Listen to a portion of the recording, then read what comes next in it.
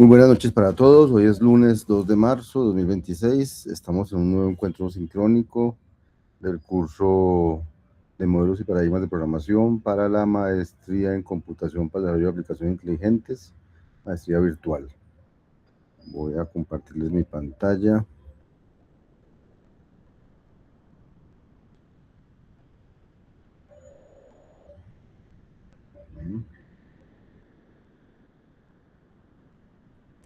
Y bueno, entonces, ¿qué más, muchachos? Muy bueno encontrarnos. Buenas noches. Estamos en este azulito oscuro que está aquí. Estamos en el modelo de programación concurrente declarativa desde el 23 de febrero hasta el próximo 4 de marzo, o sea, dentro de 2 días, cuando ustedes deberán entregar un nuevo taller. El 4 de marzo, digamos, está la entrega del nuevo taller el 4 de marzo.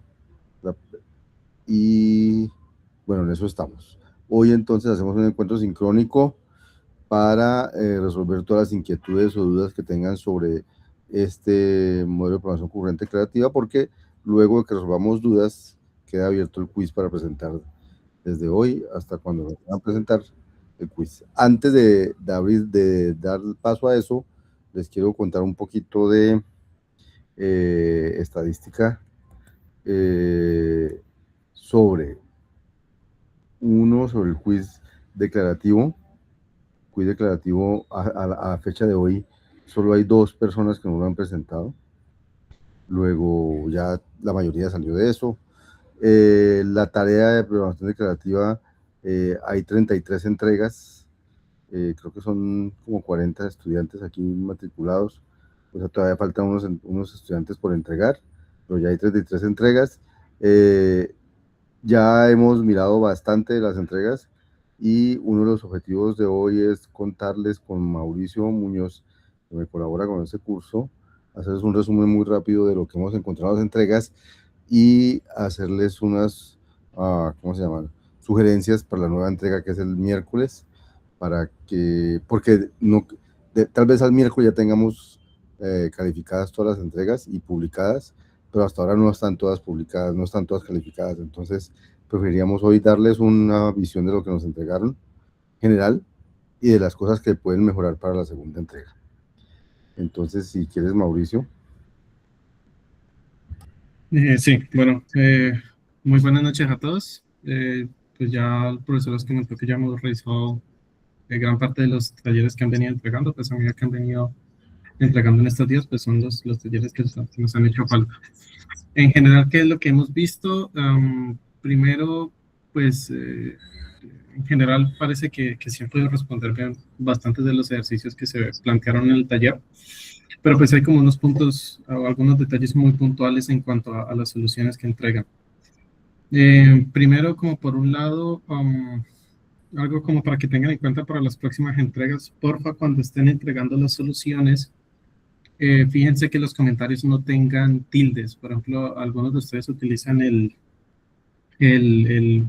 signo, creo que es con porcentaje aquí en Emacs, para escribir comentarios sobre el código. Cuando algunos de ustedes dejan tildes en esos comentarios, algunas veces la máquina de Emacs falla, entonces toca hacer como, al menos para mí que estoy utilizando cuando yo estoy intentando ejecutar esas entregas, me toca reiniciar la máquina, limpiar el buffer y volver a ejecutar el programa. Entonces, porfa, eviten porfa el uso de tildes. No entiendo tal vez que algunos de ustedes no son de sistemas y por lo general nosotros acostumbramos a evitar el uso de tildes, escribir ñ o varios caracteres que en general no, que son como propios del español, pero que por tipos de caracteres o por cosas de ese estilo estamos acostumbrados a no hacerlo y porfa eviten ese tipo de cosas.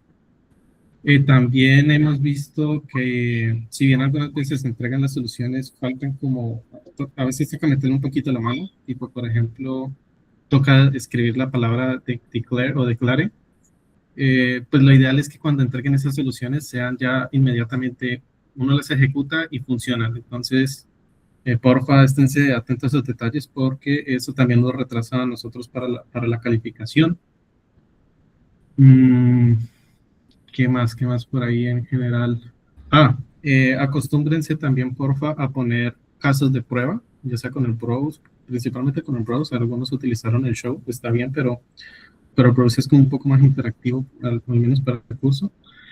Acostúmbrense a dejar casos de prueba. Algunos se entregan la solución y está bien, pero pues la ideal es que también ustedes prueben a ver si lo que están haciendo les está quedando bien y eso. También porque a nosotros también nos da idea en caso de que utilicen algunas funciones auxiliares, cómo se usan, qué tipo de cosas debemos tener en cuenta. Entonces, porfa, también dejen algunos casos de prueba ahí. Eso como para que tengan en cuenta para futuros talleres. Ya sobre este taller en específico, que parece que entendieron la gran parte de cosas que tienen que ver con este paradigma y con el modelo en general. Eh, Podemos resaltar tal vez que para las soluciones o los programas que son de carácter o que utilicen iteración, um, cuando uno por lo general intenta mostrar que un programa es iterativo, lo ideal sería formalizar la iteración. Y con formalizar nos referimos a cuáles son los estados que maneja la iteración, cuál es el estado inicial, cuál es la invariante. Si bien algunos lo mencionan muy por encimita, pues lo ideal es que eso quede explícitamente porque pues es una forma, es la forma clara en la que nosotros vemos que sí están entendiendo bien esas cosas y pues es en sí em, como la forma en que debería hacerse. Entonces, por favor, eso en cuanto a las iteraciones. ¿Qué más sobre? Y tengan en cuenta que con el código deben entregar un informe, un PDF, que es en el cual ustedes traten de ayudarnos a evaluarlos en el mejor nivel de cada uno de los criterios de las rúbricas. Entonces, a veces los criterios dicen, por ejemplo, lo que está hablando Mauricio, las iteraciones dicen, es capaz de mostrar el modelo, dice cuáles son los estados, cómo se calcula el siguiente, cuál es el invariante, todas esas cosas dice, pero ustedes, por ejemplo, no me entregan informe, hay uno que no entrega informe, entonces uno cómo se da cuenta de eso si ustedes no en el informe no ponen esas cosas. O sea, quiero que tengan en cuenta es que la rúbrica es la mejor mecanismo que tienen ustedes para saber qué es lo que nosotros vamos a evaluar. Si ven los niveles 3 de cada criterio de la rúbrica, eso es lo que vamos a mirar, a lograr mirar en el compendio de todo lo que ustedes nos entregan. Entonces, si ustedes repasan la rúbrica y hay algo de lo que ustedes entregan que sienten que no lo vamos a ver solo con el código, entonces traten de ponerlo en el informe y así entonces vamos a ver lo que falta. Sí, Néstor. Hola, profe, sí, en cuanto a ese punto, hay muchas cosas que no, por lo menos yo no sabía qué poner que se podía como que justificar ahí en un comentario en el código y tal vez no ameritaba ponerlo en el informe y qué cosas sí había que responderlas desde el informe. De ahí yo contesté 2 preguntas en el informe y lo demás pues lo puse en el mismo ejercicio, en el código. O sea, Entonces, si como de nosotros, manera sabemos que sí tiene que ir en el informe porque para que de pronto no se nos pase. a ver, básicamente, o sea, si usted cree que con un comentario queda claro, pues será suficiente. O sea, es un poco, ahí se los dejo yo a juicio de ustedes. Sino que si la rúbrica dice, o sea, dice algo que no es código, sino que es evidentemente, por ejemplo, demuestra que es capaz de hacer recursiones y mostrar, no me acuerdo qué es lo que dice la rúbrica. Si usted cree que el código es suficiente para mostrar eso, pues en el código. Si usted cree que un comentario en el código es suficiente para eso, también está bien. Pero si usted cree que eso no es suficiente, entonces decir algo en el informe es importante. Tal vez tú lo viste para dos de los la primera pregunta que tenía que un if sin else, que por qué en las funciones fallaba y por qué en los procedimientos no. Entonces seguramente eso no lo iban a poner en código, lo pusieron en el informe. Entonces, de una manera tienen ustedes criterio propio para decidir eso. Si yo lo encuentro en alguna de las dos partes es suficiente, o si lo encontramos en alguna de las dos partes es suficiente, sino que a veces no encontramos ni en el uno ni en el otro. Entonces, el llamado es a que miren la rúbrica, si ustedes creen que todo lo que entregaron está allí. Ahora, nosotros vamos a hacer comentarios, vamos a hacer calificaciones, van a recibir una retroalimentación, y ustedes igual podrán, si sienten que nosotros no los hemos evaluado bien, o en alguna cosa entregaron algo que nosotros decimos que no entregaron, ustedes van a poder interactuar con nosotros y vamos a mirar esas cosas. O sea, simplemente este es un ejercicio, todos estos ejercicios son ejercicios que están hechos para que aprendamos cosas, y este es un ambiente de aprendizaje en el cual la interacción con ustedes tiene que ser suficientemente rica para que haya aprendizaje. Entonces, yo no digo esto debe ir en informe o esto no debe ir en informe, sino miremos la rúbrica, y lo que ustedes sientan que no es suficiente con el código, entonces traten de contestarlo en el informe. Sí, Néstor, gracias. ¿Alguna cosa más, Mauricio? No, en general creo que eso es todo. Ya habrán casos muy puntuales que pues ya cuando se les entregue la nota, pues ahí verán eh, en Sí, un archivo PDF los comentarios. los comentarios específicos para cada uno. Gracias, Mauricio. Sí. Esperamos de aquí al miércoles haber enviado los comentarios a todos.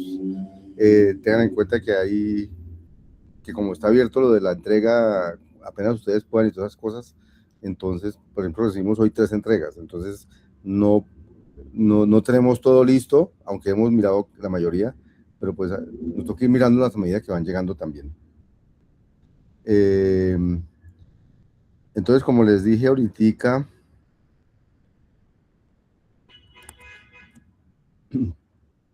en principio ustedes están en esta tarea de estudiar el modelo de programación concurrente declarativa, y hoy se abre un quiz sobre concurrencia declarativa, pero siempre antes del quiz nos encontramos para resolver todas las dudas que tengan sobre el modelo concurrente declarativo. Entonces, en este momento abro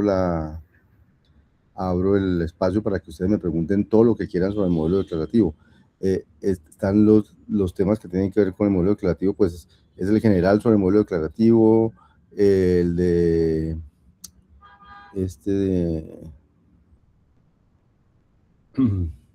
técnicas básicas, una introducción al modelo declarativo, lo que son flujos y programación con flujos, lo que son disparadores, concurrencia dirigida por la demanda, un disparador, tiene dos nuevos conceptos, lo que es la programación perezosa, y ya hay los límites de la programación declarativa.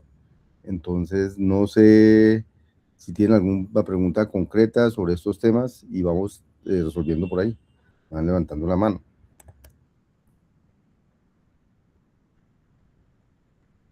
Así hicimos la vez anterior y funcionó súper bien. Entonces, no sé quién quiere empezar a preguntar cosas. Julián.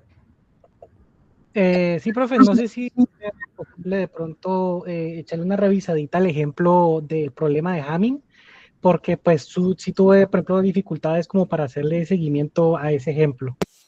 Ok. ¿Dónde era que estaba? ¿Me recuerdas en qué parte está ese ejemplo? ¿Programación con flujos? ¿O en programación? Está en técnicas de programación. Un segundo.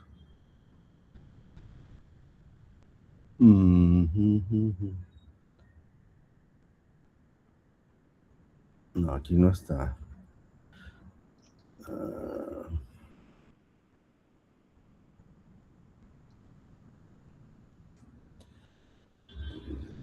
¿Dónde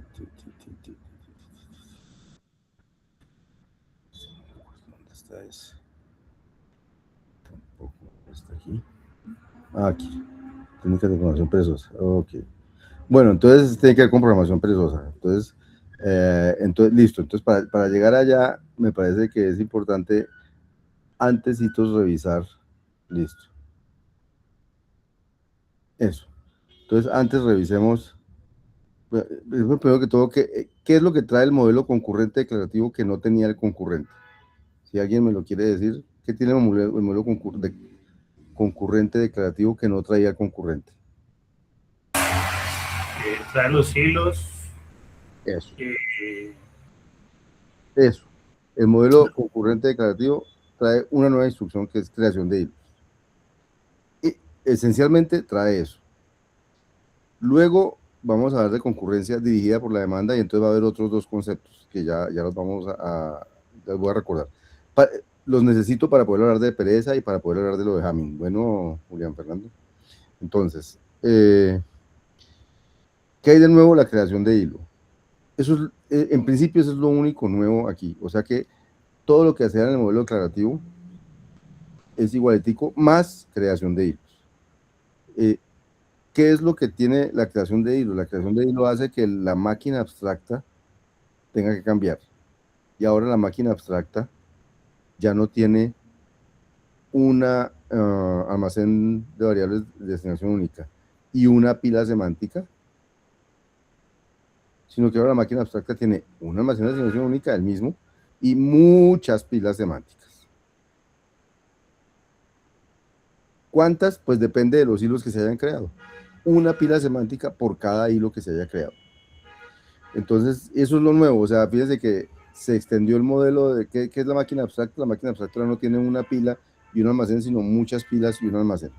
Pero al extender la máquina abstracta, entonces tengo que extender el concepto de, y entonces, ¿qué es una computación?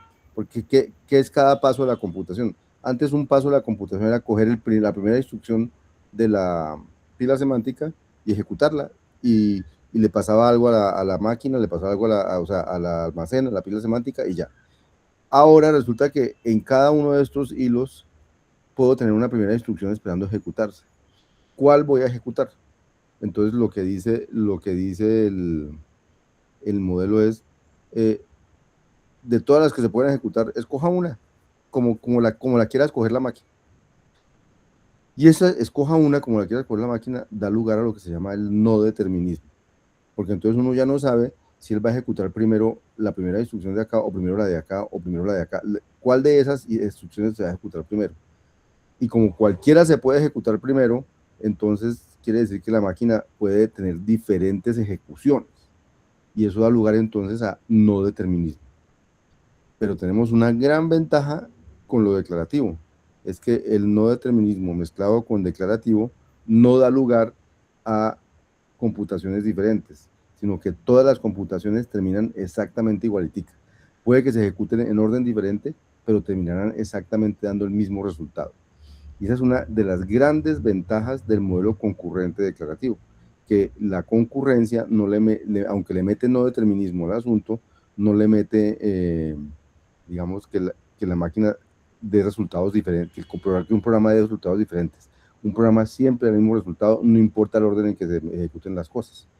Entonces, a eso se llama un no determinismo no observable.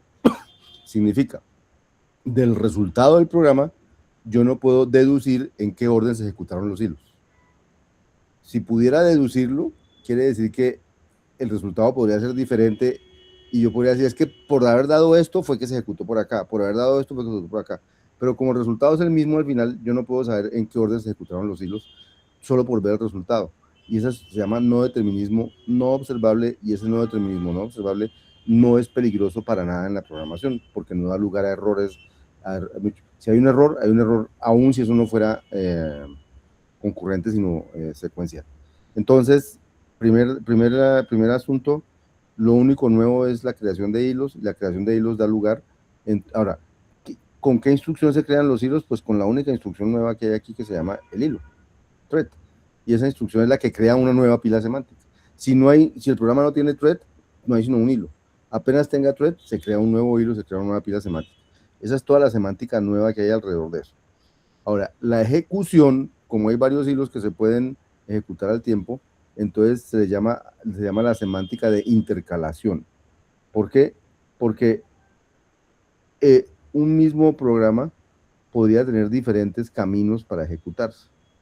Y cada camino da lugar a, voy a intercalar, aquí hay dos hilos, entonces va primero este y luego este, o primero este y luego este, y eso da lugar a diferentes ejecuciones, que si yo las mirara secuencialmente dan lugar como una intercalación, a veces el de allí, a veces el de aquí, pero al final cualquiera de esas intercalaciones va a dar el mismo resultado. Esa es la idea de tener ¿cómo se llama? La concurrencia declarativa. Podría ejecutarse primero en este orden todas las instrucciones de este caso, pero no importa en qué orden se ejecuten, al final el resultado es el mismo. Entonces, a eso se llama intercalación. Y el no determinismo lo que dice es que usted no sabe cómo se ejecutan las cosas. De hecho, no lo define usted, lo define la máquina virtual por allá adentro, sin que usted sepa cómo lo define. Lo único importante es que adentro de la máquina hay un planificador de hilos que dice cuál es el próximo hilo a ejecutarse, y ese planificador solo tiene que tener una propiedad importante, y es que el planificador tiene que ser imparcial. Es decir, que el planificador tiene que darle la mano, todo hilo que se pueda ejecutar tiene que ser ejecutado en algún momento por el sistema. No puede pasar que un hilo que se pueda ejecutar se quede sin ejecutar. Esa es la gran propiedad de los planificadores, y hay muchos algoritmos que se comportan así. Entonces a uno no le interesa cómo se planifica, lo que le interesa es que la planificación sea fair, o sea imparcial, justa.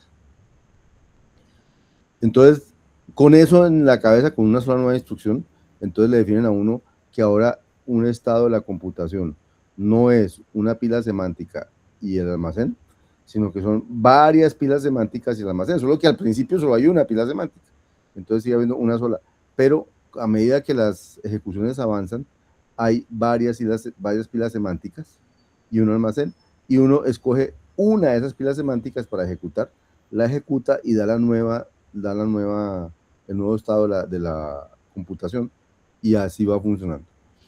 ¿Qué puede pasar cuando se ejecuta un comando? Puede pasar que ya todas las filas semánticas se desaparecieron, o sea, la computación terminó. Puede pasar. Puede pasar que hay varias filas semánticas, pero todas están bloqueadas porque la primera instrucción no se puede ejecutar. Entonces puede pasar que esa esté bloqueada. O puede pasar que haya varias ejecutables y entre ellas se escoge una y se pasa a un nuevo estado. Que si la instrucción que hay arriba en el hilo que voy a ejecutar tiene un thread, entonces, ¿qué es lo que sucede? Que se crea un nuevo hilo con ese, y todos los otros hilos que había continúan. Eso es todo lo que sucede desde el punto de vista de la máquina. Entonces, por ahí vamos en lo nuevo que tiene el modelo concurrente declarativo. Adelante, sí, Sandro. Profe, ahí el compañero Carlos Fernando colocó una pregunta en el chat. Ah, es que no lo vi, que colocó, qué pena. Es que, si un hilo espera una ligadura que nunca ocurre, ¿cómo se maneja ese bloqueo? ¿Qué se puede hacer para evitar esas esperas infinitas? No, no hay nada que hacer. Si un hilo espera una ligadura que nunca ocurre, entonces el hilo se quedará siempre ahí sin ejecutar. Siempre sin ejecutar. Ahí no hay nada que hacer. O sea, ese no es pues digamos que si eso sucede, quiere decir que el programador le faltó hacer alguna cosa para comunicarse con ese hilo en el programa. Pero eso no se puede evitar. O sea, más bien, no es una cosa que uno quiera evitar, es algo que puede ocurrir, ¿sí? O sea, uno no quiere programas que no terminen, pero, eh, pero lo que menos quiere uno con la concurrencia es que los programas, dependiendo del orden que se ejecuten, den un resultado o den otro. Entonces, uno con la concurrencia declarativa no evita que un programa no termine si no está bien sincronizados los hilos, pero nunca va a pasar, siempre va a pasar que van a terminar así. No va a pasar que a veces termine y a veces no termina. Julián. Sí, profe, de las diapositivas tenía entendido de que la máquina abstracta era capaz de identificar esos bloqueos y retiraba la instrucción de la pila, porque No, sabía de que ya no... no la puede retirar porque ya no sabe si alguien le va a resolver el problema. O sea, lo que sí puede pasar es que cuando la máquina esté ejecutando, llegue un momento donde todas las pilas que tiene, todos los hilos que tiene para ejecutar, su primera instrucción no se puede ejecutar porque está bloqueada. Entonces uno dice que la máquina queda bloqueada. Pero no es que quite la ejecución de nada, simplemente quedó bloqueada, ya no hace nada más. Si en algún momento ninguna instrucción se puede ejecutar, queda bloqueada. O sea, termina con si una computación termina con pilas semánticas sin acabarse, quiere decir que quedó bloqueada. Si una computación termina porque todas las pilas semánticas quedaron vacías, quiere decir que realmente terminó. Entonces, digamos que la máquina sí lo puede distinguir, pero la máquina no va a hacer nada con eso. Sí, dime, Julián. Profe, pues, yo aquí lo tengo entre los apuntes. Dice administración de memoria. Una pila semántica bloqueada puede ser recuperada como en memoria libre si su condición de activación depende de una variable inalcanzable. En este caso, la pila semántica nunca se volverá ejecutable de nuevo y por ello eliminarla no cambia nada durante su ejecución. Sí, eso lo estoy señalando aquí, pero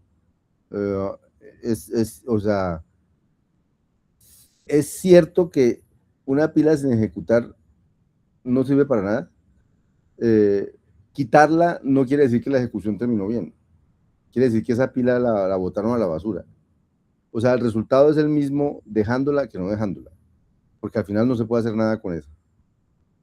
Entonces, desde el punto de vista de administración de la memoria, puede que para administrar la memoria la boten a la basura y recuperen la memoria. Pero desde el punto de vista de cómputo, no va a computar más o menos con esa pila ahí o quitada. Sí, Julián, pero tienes razón. Ok, En entiendo. la administración de memoria tiene razón, pero no, pero digamos en términos de el resultado del programa, da lo mismo quitarla o no quitarla. Digamos que recuperar la memoria simplemente sirve para recuperar ese pedazo de memoria, pero no sirve para que el programa dé un resultado diferente al que iba a dar con ella bloqueada o sin ella ahí. Bueno, entonces sigo. Después de incluir los hilos, después de incluir los hilos, eso. Entonces, hay otro concepto que se incluye después, que se llaman los disparadores por necesidad, que es este de aquí. Es by XY, es una instrucción también nueva, así como había hilos, hay una que se llama by XY, que también crea un hilo, solo que crea un hilo que solo se ejecuta si la variable asociada a ese hilo es necesitada en alguna parte. Entonces se inventan esa cosa de disparador por necesidad. ¿Qué es el disparador por necesidad? O sea, cuando me encuentro la instrucción por necesidad PY, lo que realmente se está lanzando internamente es un hilo, el hilo PDY. Solo que ese hilo solo se va a ejecutar, el planificador solo lo va a ejecutar si el valor de Y llega a ser necesitado por alguien. Si el valor de la variable Y llega a ser necesitado por alguien, entonces el hilo se pone en ejecución. Si no, nunca lo ponen a ejecutarse. ¿Sí? O sea que hacer by PDY y hacer thread PDY es exactamente lo mismo. O sea que estas dos instrucciones son como las parecidas. Pero hay una diferencia en la planificación del hilo. El hilo que se crea con este se tiene que ejecutar necesariamente. El hilo que se crea con esto solo se ejecuta si la variable Y es necesitada por alguien en alguna parte. Y entonces hay que definir qué significa ser necesitado, que es lo que por aquí ponen una variable necesitada, si alguien la necesita en un cálculo, y entonces ponen este ejercicio de ejemplo que ligan a este procedimiento. Este es un procedimiento P, este es Y. Entonces, ¿sí, Sandro? Pero en este caso, entonces, el concepto de necesitado no es lo mismo que habíamos visto del concepto de perezoso, de lazy. Es que con entonces, bien, muy bien, Sandro. Con este concepto de necesidad se implementa lo perezoso. O sea, lo que está debajo de lo perezoso es este concepto de vainit. O sea, sí son, como que sí son lo mismo, más bien, lo que pasa es que la pereza es azúcar, esa abstracción lingüística, y por debajo hay un vainit. Pero sí están muy relacionados porque con el vainit se implementa la pereza. ¿Sí, Sandro? Entonces, miren qué hace un disparador by init. Dice, se crea en un almacén de disparadores, se crea una parejita, se crea la pareja X, hay que evaluar P de Y. Entonces, si alguien necesita Y, entonces se manda a crear el hilo para que se evalúe P de Y. Si nadie necesita Y, entonces ese hilo nunca se activa. Y con eso, perdón, y con eso se implementa la pereza. Eso. Entonces, cuando uno define una función perezosa, llámese como se llame, lo que realmente está definiendo es una función que adentro invoca a vainita. O sea, definir la función perezosa, generar n que devuelve la lista que empieza por n y generar los siguientes. Eso es equivalente, decir, este lazy de aquí, cuando por debajo lo quitan, lo que queda es que este cuerpo n generate n más 1 está encapsulado aquí con esta función y dice, por necesidad se ejecuta esta función, si no, no se ejecuta. Por necesidad de la variable y. O sea, el que necesite el resultado de esta función, entonces va a ser una variable que necesite ese valor, va a hacer que se ejecute esa función. Y esa función, ¿qué va a hacer? Va a crear un valor y luego va perezosamente, porque vuelve a llamarse a sí misma, generar los siguientes valores. Y va a permitir que se generen, que uno pueda tener estructuras de datos infinitas, con una representación finita. La pregunta que me lanzó, entonces eso es lo que es la pereza. Entonces, la pregunta que lanzó Julián fue cómo funcionaba este problema de Hamming, cómo es que funciona ese problema de Hamming. ¿Qué era el problema de Hamming? El problema de Hamming consistía en generar los primeros n enteros de la forma 2 a la A, 3 a la B, 5 a la C, una A, B y C mayor o igual que 0. Necesito un programa que genere todos los enteros, los primeros n enteros de la forma 2 a la A por 3 a la B por 5 a la C. Entonces, aquí hay un ejemplo de cómo generarlos. Entonces, la idea es, ahí alcanzan a ver, lo pongo más grande. Sí, se ve. Bueno, entonces la idea es generarlos en orden ascendente en un flujo infinito. Pero entonces, ¿qué significa infinito? Que se generan perezosamente, porque si yo no lo genero perezosamente, la memoria se me acaba. Pero si genero perezosamente, solo voy generando lo que me van pidiendo, no voy generando más de lo que me piden. Entonces, la idea que hay detrás es de este dibujito que hay aquí, que dice, vea, yo voy a generar un flujo de la siguiente manera. Fíjense que aquí estoy conectando el inicio con el final. Entonces dice, vea, mi primer número de Hamming es 2 a la 0, 3 a la 0, 5 a la 0. Entonces, por aquí me empieza mi flujo de Hamming con un 1. Ese es el primero de Hamming. O sea que ese es mi primer elemento. ¿Y qué es el resto? No, pues el resto tiene que ser generado de la forma 2 a la A, 3 a la B, 5 a la C. Entonces quiero generar el entonces quiere decir que el próximo número debe, coge el primero, que era 2 a la 0, 3 a la 0, 5 a la 0, y se genera multiplicando ese número por 2, o por 3, o por 5. Y uno de esos 3 va a ser el menor. En este caso sería el 1 multiplicado por 2 da 2, el 1 multiplicado por 3 da 3, y el 1 multiplicado por 5 da 5. Entonces, de los 3, el menor es el 2.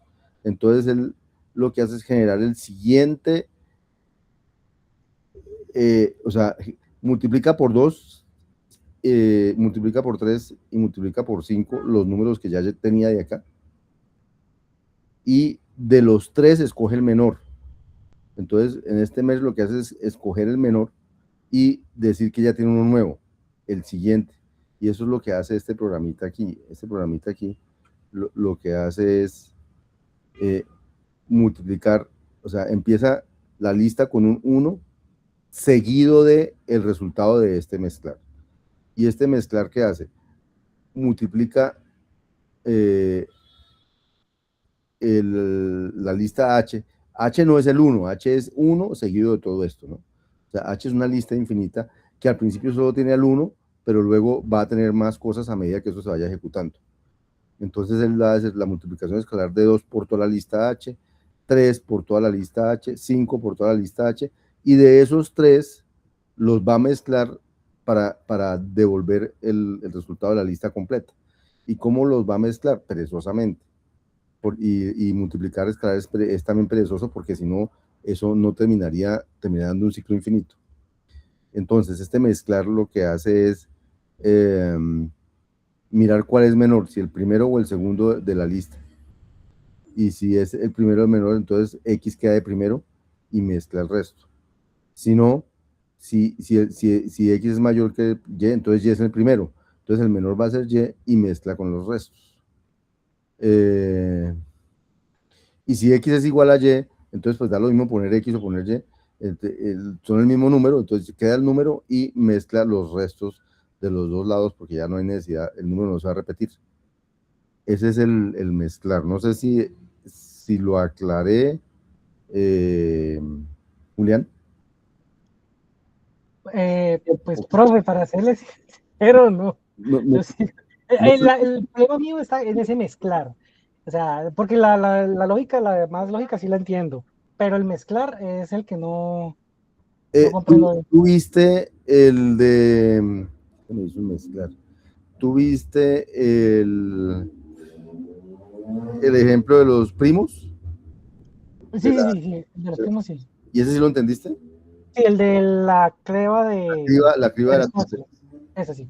Sí, ese sí. Ese es muy parecido a este. Verá. ¿Dónde está el de la criba de Eratóstenes?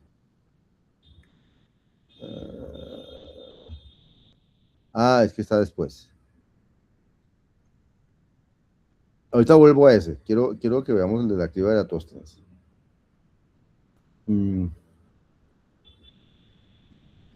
La criba de Eratóstenes.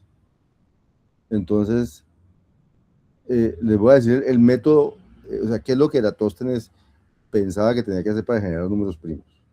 Entonces, los números primos, ¿qué hacía Eratóstenes? Los números primos empiezan desde el 2, ¿no? Entonces, digamos que lo ponían a uno a escribir todos los números naturales desde el 2. 3, 4, 5, 6, 7, el 8, el 9. Digamos que tengo la lista perezosa de todos los números naturales. Todos los números naturales. Entonces, ¿qué significa que es perezosa?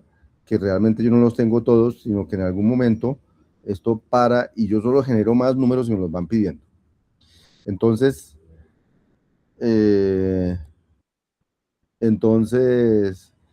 ¿qué decía Eratóstenes? Decía, bueno, el primero de todos estos es un primo, porque es el menor de todos, luego él no es divisible sino por él mismo y por ninguno más, porque los otros son más grandes que él. Entonces 2 es un primo y entonces lo marca. Entonces como 2 es un primo, entonces como que lo filtra de todo esto, hace un filtro, una criba, y entonces va sacando el 2, dice, el 2 viene para acá. ¿Y ahora qué hago? Cojo el resto es de aquí para allá, y lo cribo con 2. ¿Qué significa? Que todo el que sea divisible por 2 tiene que salir de ahí. Entonces, al cribarlo van a quedar el 3, porque el 2 no divide al 3. El 4 sale porque el 2 divide al 4. El 5 queda porque el 2 no divide al 5. El 6 sale porque el 2 divide al 6. El 7 quedan los impares, ¿cierto? Porque los pares salen todos de ese.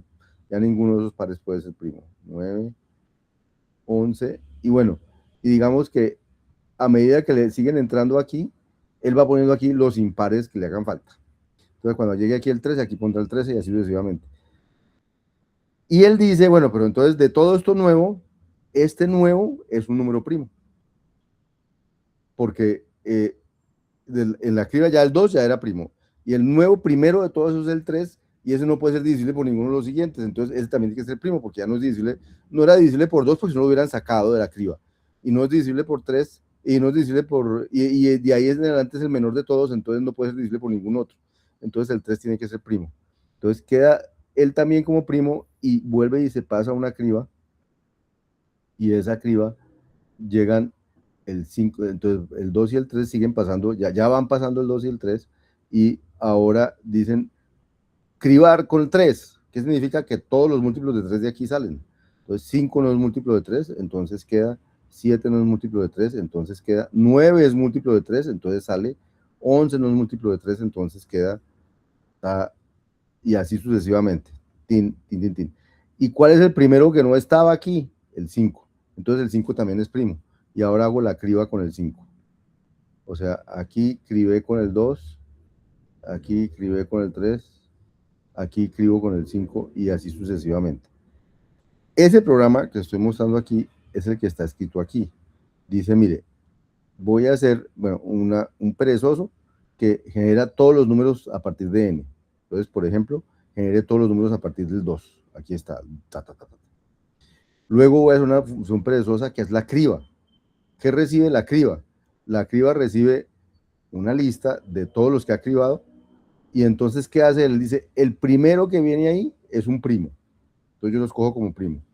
Luego hago la criba de filtrar el resto con la función que no que este señor primo X no los divide. Si X no los divide, entonces yo los dejo, que Y módulo X sea diferente de 0. Entonces filtro con eso. Y de esa manera él va, como aquí criba es recursivo, entonces esta criba vuelve y llama a la criba, y vuelve y llama a la criba, vuelve y llama a la criba. O sea, se van creando todas esas hilos cribando la lista de los primos. Jorge Andrés. Profe, ¿eso se desarrolla bajo el principio de la aritmética del reloj? La que uno ve en teoría de números, cuando uno va haciendo las clases por su máximo común divisor. Es que no sé qué es la aritmética del reloj. Cuando uno empieza a través de los módulos, a sacar los módulos, Sí. entonces uno empieza a sacar los máximos divisores de todo, por ejemplo, de la clase del 1, de la clase del Digamos que aquí 2. lo que estamos haciendo es, sí, aquí estamos sacando Y módulo X, o sea, estamos sacando Sí. el residuo de Y módulo X. Y si el residuo de Y módulo X es diferente de 0, quiere decir que X no divide Y tiene que iterar y pasar al siguiente. Y quiere decir que X no divide al Y. Ahora, como aquí viene la lista de todos los que me falta por cribar, entonces realmente pasar al siguiente es coger el siguiente de la lista. Coger el siguiente de la lista. Y lo que hace esto es cribar el resto, significa coge el primero del resto de la lista, lo deja otra vez como primo y lo pone a cribar con el resto de la lista y así sucesivamente. Okay. Pero entonces lo que quería mostrarle a Julián Fernando, bueno, y a todos ustedes, es que así como funciona este ejemplo, funciona el de Hamming. Solo que el de Hamming no tiene solo una criba, sino que tiene como 3, tiene como 3 generadores al tiempo. O sea, coge, mi primer número es el 1 y de ahí en adelante genera todos los números multiplicados por 2. Tengo una lista de candidatos, que es la lista de mis candidatos a hacer números de Hamming. Entonces la lista empieza con el 1 y continúa con. Entonces puede ser con los que ya tengo, multiplicados por 2, multiplicados por 3 o multiplicados por 5, porque si el que tengo es un número de la forma 2 a la A, 3 a la B por 5 a la C, si lo multiplico por 2 sigue siendo de esa forma, si lo multiplico por 3 sigue siendo de esa forma, y si lo multiplico por 5 sigue siendo de esa forma. Luego, cualquier número que ya sea de Hamming, multiplicado por 2, por 3 o por 5, es un número de Hamming. Yo quiero encontrar los n primeros números de Hamming. Entonces digo, cojo el primero, que es el 1, porque es el primero. Entonces lo multiplico por 2, por 3 y por 5. Eso es lo que hacen aquí, por 2, por 3 y por 5. y lo que hacen es escoger entre esos tres el menor. Es lo que hace este mezclar es escoger el menor, porque fíjate, Julián, que lo que hace ese mezclar es coge, bueno, perdón, es que aquí hay un mezclar que mezcla solo dos listas. Entonces mezcla una lista y mezcla otra lista que es el resultado de una mezcla. O sea, realmente es como si estuviéramos mezclando 3 veces, pero para mezclar 3 veces hago 2 llamados a mezclar. Mi mezclar no es de 3, sino mi mezclar es de 2. Entonces por eso hay 2 llamados a mezclar. Pero lo importante aquí es, aquí tengo una lista y tengo la otra, y lo que hace mezclar es escoger cuál es el menor de los dos. Y si el menor de los dos viene en la lista XS, entonces al señor X hace parte de mi lista de los de Hamming, porque ese es menor, es el siguiente en la lista de Hamming, porque es menor que el Y, que es el otro posible. Entonces entre los dos escojo el menor y acabo de mezclar el resto de la lista de donde venía X, que es XR, con toda la lista de donde venía Y, porque Y no lo he cogido, luego sigue siendo un candidato a ser el próximo número de Hamming. Si X es mayor que Y, entonces la que tengo que escoger es a Y, y toda la lista X podría ser candidato al siguiente número de Hamming, y YR es el candidato, puede estar el siguiente número de Hamming. Y si X es igual a Y, entonces X es un número de Hamming y Y, porque es el mismo, y lo único que falta es mezclar los restos de las dos listas. Ese mezclar lo que hace es escoger el menor de las dos para asegurarse que es un número de Hamming, así como en la criba de Eratóstenes, escoger a X se asegura que entonces ese X es un primo, el primero de la lista es un primo. Entonces lo que está diciendo en el caso de Hamming es que este mezclar lo que está diciendo es que de esas dos listas, el primero de aquí o el primero de aquí es el menor, es el próximo número de Hamming. ¿Cómo lo escojo? Pues por cuál sea el menor. Si quiere, voy a hacer el mismo ejercicio que hice allí, a ver si me hago entender mejor. Empieza uno con el 1, ¿cierto? Y el siguiente número de Hamming, ¿cuál es? Entonces, hay 3 posibilidades. O es el 1 multiplicado por 2, que daría 2. O es el 1 multiplicado por 3, que daría 3. O es el 1 multiplicado por 5, que daría 5. De esos 3, ¿cuál es el menor? Es el 2, ¿cierto? Entonces, el 2 es el siguiente número de Hamming. Entonces, a ese señor 2, ahora lo multiplico por 2, por 3 y por 5. Entonces, el siguiente número de Hamming podría ser 2 por 2, que da 4.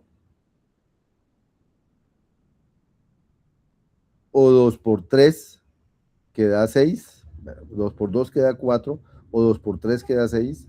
O 2 por 5 que da 10. ¿Cierto?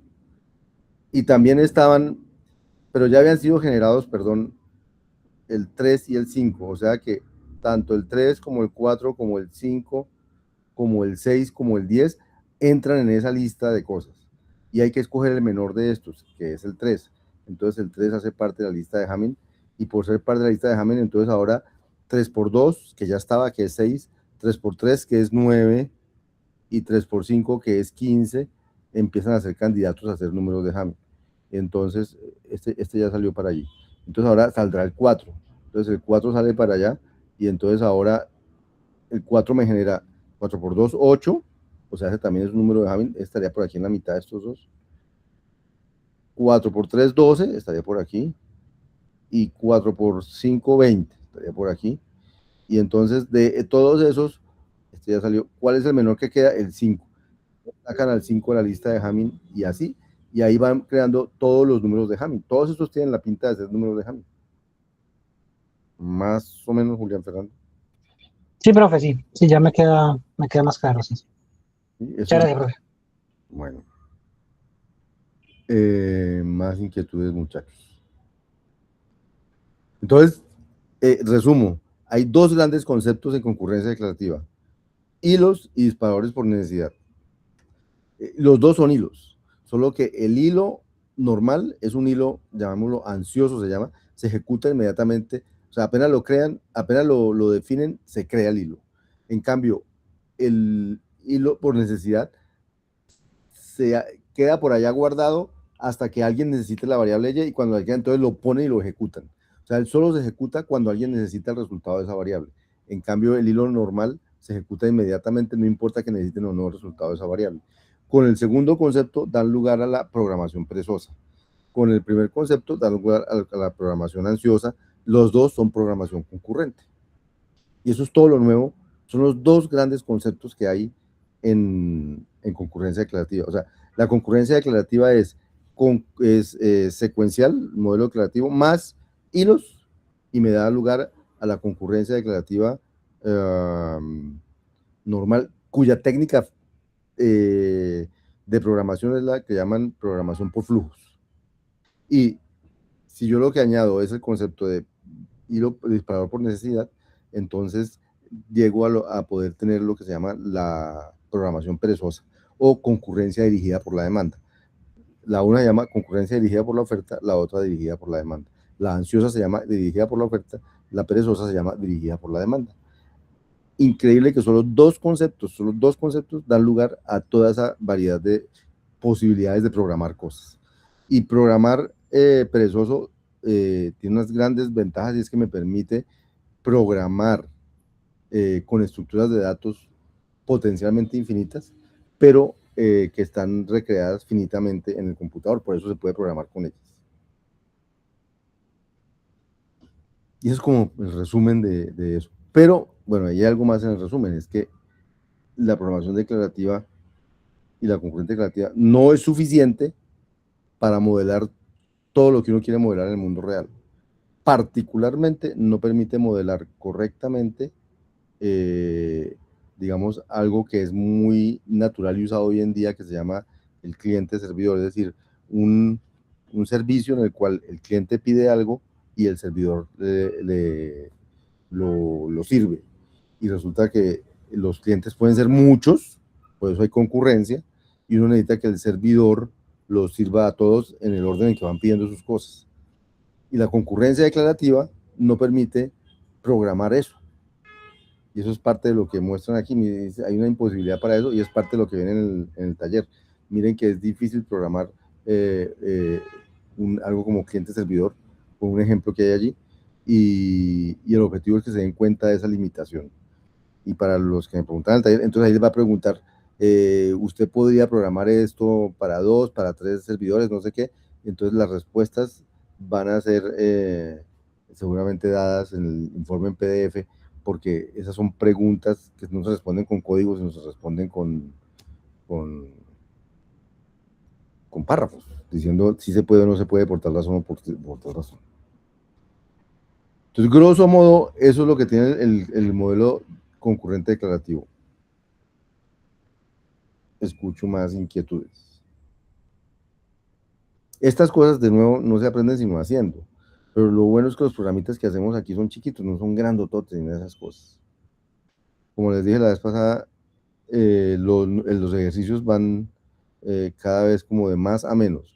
El taller anterior había muchos ejercicios, en este hay un poquito menos, y en el siguiente va a haber menos, porque ya los conceptos son menos, ya los vamos aprendiendo, y yo no estoy todo el tiempo evaluando los mismos conceptos, sino los nuevos conceptos.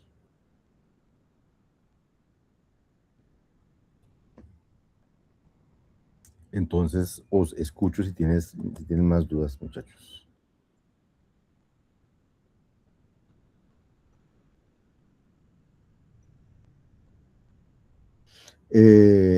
Alguien me preguntó en un correo, estaba haciendo el taller, y ahí en ese taller hablaban de en el taller se habla les muestro el taller, un segundo. El taller.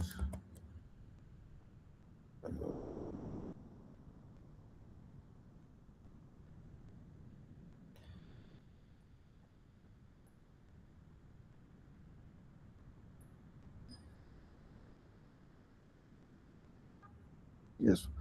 Este taller que está vigente ahora les habla de una instrucción que se llama show.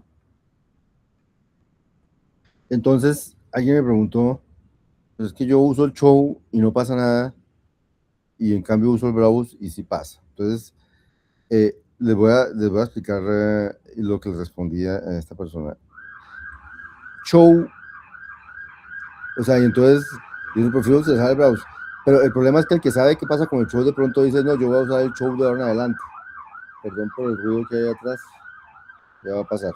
Entonces, el show, como estamos en concurrencia declarativa y queremos entender el no determinismo que genera la concurrencia, entonces resulta que, a ver si yo logro mostrarles aquí. Si yo digo, declaro una variable X y hago browse X, voy a hacer por ahora solo eso, estas dos cositas. Miren lo que pasa, aquí el browse me muestra una cosa con un underscore, porque la variable X no está ligada. Apenas yo ejecute, diga no, X líguelo con 10, voy a ejecutar esa línea, inmediatamente aquí en el browser me escribe el 10. ¿Listos? Ese es el browse. El browse es como un procedimiento que está ahí bloqueado, no ha podido inscribir qué es hasta que a X lo ligan y entonces en el momento escribe qué es. El browser es como un procedimiento concurrente que está ahí todo el tiempo esperando que las variables se liguen para poder mostrar lo que ellas tienen. Ese es el browse. Ahora vamos a hacer algo parecido, pero con show. Declare Y, voy a llamarlo Y.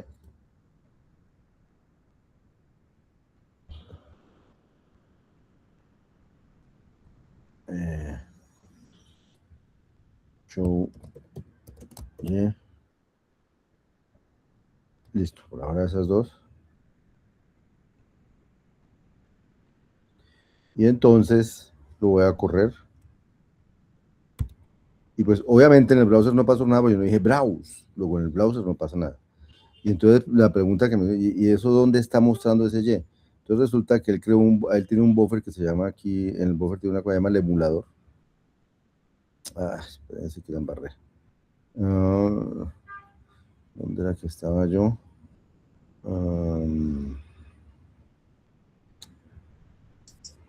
Creo que en Buffer o Z creo que lo mostraba, el mismo en Buffers. Eso, aquí tenía uno que se llamaba este. Voy a pasarme aquí abajo. Aquí abajo voy a poner el buffer OZ Emulator. Y entonces miren que ahí escribió Optimized. Cosito Optimized. Porque eso fue lo que él hizo para mostrar a Y. Pero resulta que, o sea, él lo que dice es que Y no tiene un valor todavía, pues no lo tiene. Pero si yo le pongo un valor a Y ahora, Y igual 10.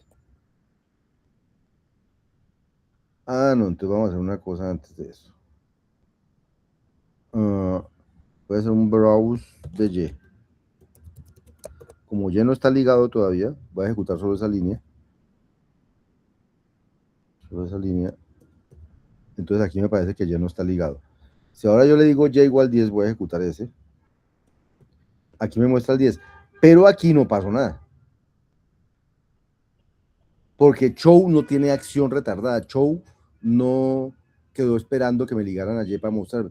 Show me mostró qué valor tenía Y en ese momento en que yo le dije. Si yo vuelvo a ejecutar show Y, entonces ahora sí me muestra el 10 aquí. Porque en este momento tiene el 10. Entonces el show es como una instrucción extraña que me permite escudriñar el comportamiento no determinístico. O sea, cuando yo digo show algo, me muestra el valor de eso en ese momento que yo le dije show. Cuando le digo browse, me va a mostrar el valor con el que va a quedar instanciado eso el día que tenga valor. Entonces el show me puede mostrar que eso no tenía valor en ese momento, mientras que el browse nunca me va a mostrar. O sea, nunca me va a mostrar una cosa así, me va a mostrar simplemente un underscore diciendo, no está distanciado. El show es una instrucción que es como, quiero la foto ya de esa variable. Y si es una variable declarativa que no tiene valor o que tiene un valor parcial, te va a mostrar el valor parcial. Pero si es una variable, no es como el browse. Sí, yo miro quién me está preguntando, que Carlos Stewart. Sí, muy buenas noches, profesor. Buenas noches, ¿cómo estás? Efectivamente, yo dejé la pregunta pues en el foro. De hecho, dudé porque en el documento pues efectivamente dice que uno no puede guiarse de absolutamente nada más que uno mismo en el taller, pero pues era una pregunta, entonces No, está muy bien, pero yo no he visto la pregunta en el foro. ¿Cuándo la pusiste? según yo, ayer, y la hora Ay, no lo dice, pero bueno. no he entrado a mirar, pero normalmente me llega notificación, pero yo no he visto la pregunta. Apenas, pero era sobre esto.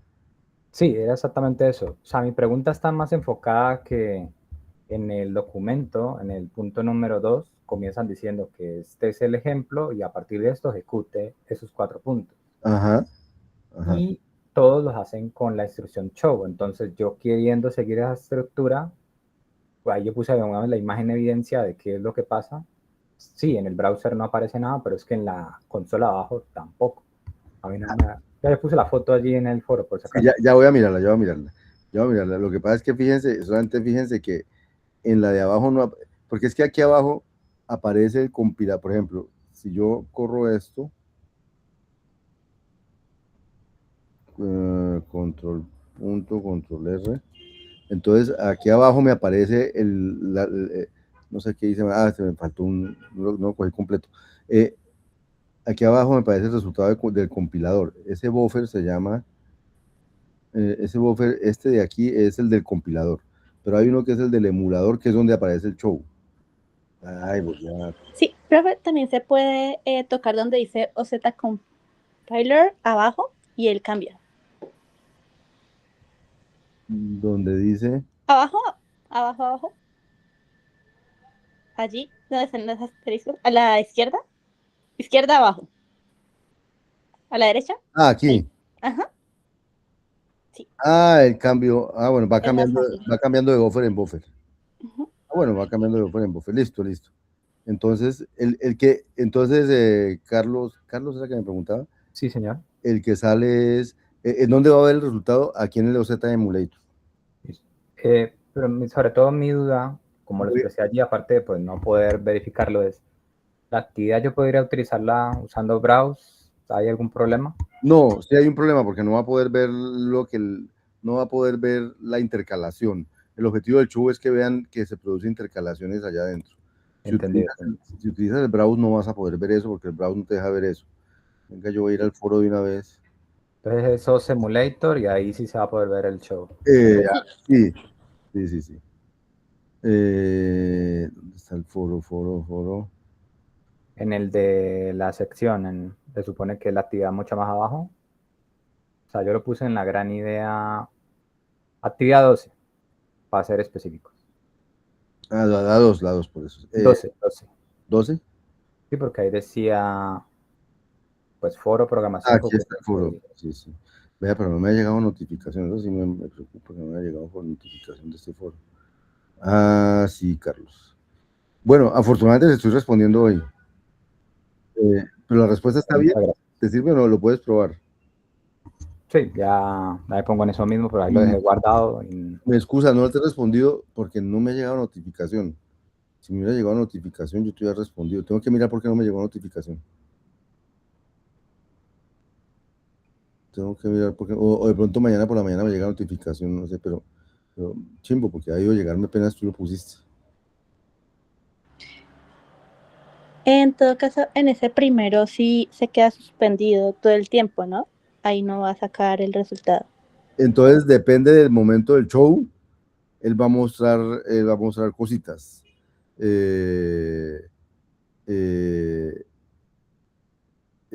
eso es lo que yo quiero que jueguen, con que lo ejecuten varias veces y ver si el show cambia las respuestas a veces. Es que el show le va a permitir ver no determinismo, cosa que no le va a permitir el browse. ¿Sí? Sí, señor. Bueno, esto le sirve a todos, en todo caso. Está muy bien que pregunten por ahí. Me da mucha pena no haber respondido, pero no me he dado cuenta que existe la pregunta. Me excuso, voy a preguntarle en el soporte por qué no me doy cuenta de que, porque esto no me avisó. Porque esto debería avisarme. Si esto no me avisa, ¿yo qué hago? Me va a tocar mirar con más frecuencia. Bueno, ¿alguna otra inquietud, muchachos? Esa está resuelta, ¿cierto, Carlos Stewart? Sí, señor, ya estoy intentando abrirlo, es que para abrir el archivito toca... Bueno, quedé con pena contigo, porque me da pena no haber respondido a tiempo. Todos saben que si me han preguntado, yo les he respondido inmediatamente, pero me da rabia que usar un foro, que es el mecanismo para que hagamos aprendizaje en común, ¿alguien se ha dado cuenta? Es que si nadie se da cuenta, ¿cómo hace uno para responder? Bueno, voy a verificar qué pasó con la notificación de ese foro, Carlos.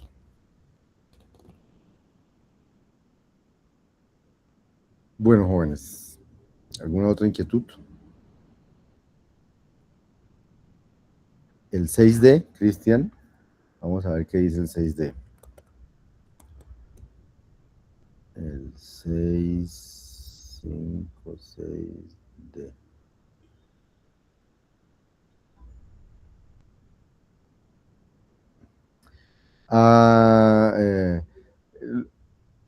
¿Qué es CTM? Es la pregunta.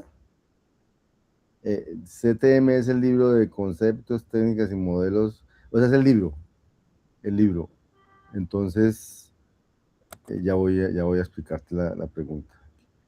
CTM, ustedes van aquí a los módulos, descargando el libro guía del curso. Ya lo descargaron, me imagino. Lo que yo es para mostrarles.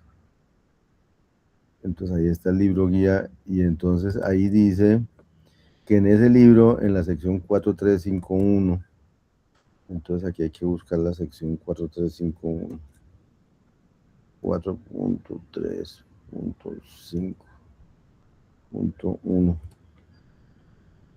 Listo. Entonces aquí en esa sección hay un sumador completo, que es este. Se llama un sumador completo.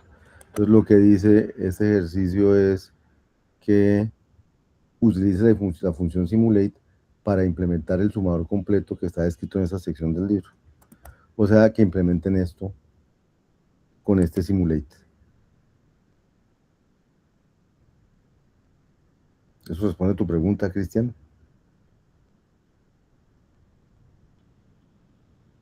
Ok. Eso, a veces yo pienso que todo está clarísimo, y pues claro, ¿qué es CTM? Pregunta uno, pero ese es el libro.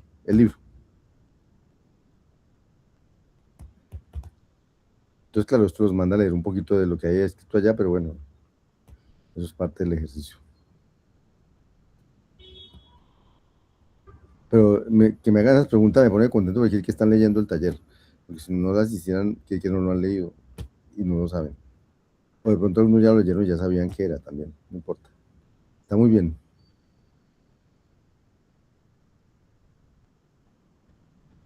¿Estamos listos entonces para irnos para el quiz? El quiz es sobre conceptos, ¿no? Como siempre les he dicho. Y ya supieron cómo los quizzes tienen 2 oportunidades y no tienen que, o sea, ustedes escogen en qué momento los terminan y todo ese tipo de cosas.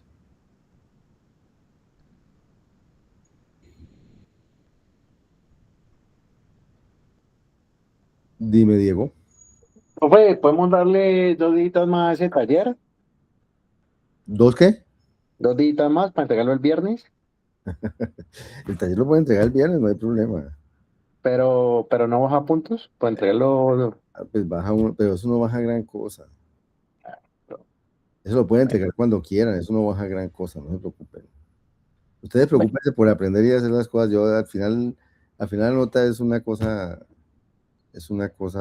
no se preocupen tanto por la nota, preocupen por aprender y presentarme las cosas a destiempo o a tiempo, y al final miramos qué compensaciones hay. Sino que esa reprogramadera de cosas no es buena para hacer yo seguimiento del curso y ver cómo vamos y si vamos atrasados y no, y todas las cosas. Listo, Pedro.